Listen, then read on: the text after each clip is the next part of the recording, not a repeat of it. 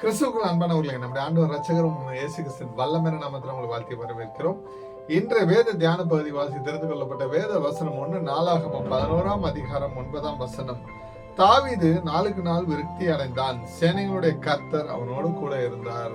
ஆமென். அல்லேலூயா. கிறிஸ்துவுக்குள் பிரியமானவர்களே, 1 சாமுவேல் 16ஆம் அதிகாரம் 18ஆம் வசனத்தில் இவ்வாறாக குறிப்பிடப்பட்டுள்ளது. அப்பொழுது அந்த வேலைக்காரர்கள் ஒருவன் பிரதியுத்தரமாக, இதோ பெத்லகேமியனாகிய ஈசாயின் குமாரன் ஒருவனை கண்டிருக்கிறேன். அவன் வாசிப்பதில் தேறினவன், அவன் பராக்கிரமசாலி, யுத்த வீரன், காரிய சமர்த்தன், சௌந்தரியம் உள்ளவன், கர்த்தர் அவனோடு கூட இருக்கிறார் என்றான். ஹல்லேலூயா. கிறிஸ்துவுக்குள் பிரியமானவர்களே, இரண்டு வசனங்களிலும் ஒரு ஒற்றுமையை வேதாகம் நமக்கு வெளிப்படுத்துகிறது. கர்த்தர் அவனோடு கூட இருந்தார். கர்த்தர் நம்மளோடு கூட இருக்கிற போது பாத்தீங்கன்னா நமக்கு ஒரு ஜெயத்தை கொடுக்கிறார்.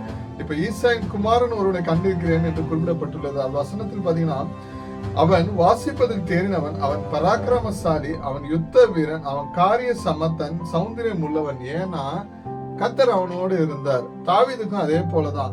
தாவீது நாளுக்கு நாள் விருத்தி அடைந்தான். ஏன்னா சேனைகளுடைய கர்த்தர் தாவீதோட இருந்தார். ஹல்லேலூயா. கிறிஸ்துவுக்குள் பிரியமானவர்களே, நம்ம எவ்வளவுக்கு எவ்வளவு தேவனோடு நம்ம இடைப்பட்டு அவரோடு பயணிக்கும் போது தேவன் நம் காரியங்களை எல்லாம் வாய்க்க செய்கிறார். நம் வாழ்வில் ஒரு ஜெயத்தை கட்டளையிடுகிறார். நம் வாழ்வில் ஒரு பெருக்கத்தை உண்டு பண்ணுகிறார். ஹல்லேலூயா. கிறிஸ்துவுக்குள் பிரியமானவர்களே, புறஜாதிகள் மத்தியிலும் கிறிஸ்துவர்கள் ஒரு ஜெயத்தோடு அவர்கள் வாழ்வில் ஒரு வெற்றியை பெற்று கிறிஸ்துவுக்கு ஒரு சாட்சியா எழுந்து பிரகாசிக்க வேண்டும் என்று தேவன் விரும்புகிறார். ஹல்லேலூயா. நாம் அழைத்த தேவன் உண்மை உள்ளவர். நம்முடைய கர்த்தராகிய இயேசு கிறிஸ்துவின் கிருபை உங்கள் அனைவரோடு கூட இருப்பதாக. ஆமென்.